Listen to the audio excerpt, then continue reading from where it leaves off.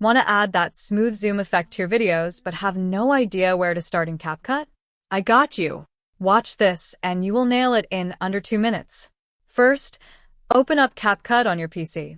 Either open an existing project or start a fresh one with your video footage. Whatever works for you. Now move that playback cursor. The vertical white line. Drag it to the exact spot where you want the zoom to begin. Take your time here. Head over to the Video tab, then click Basic in the top right corner. See that little diamond icon next to Scale and Position? Click it. That adds your first keyframe. Honestly, this is the trick most beginners miss.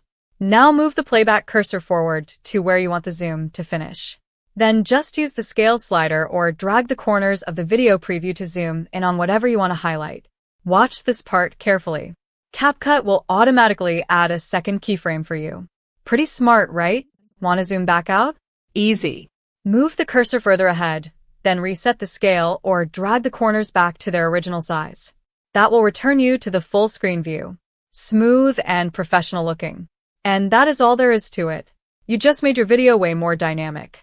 If this actually helped you out, do me a favor and tap that subscribe button before you head out.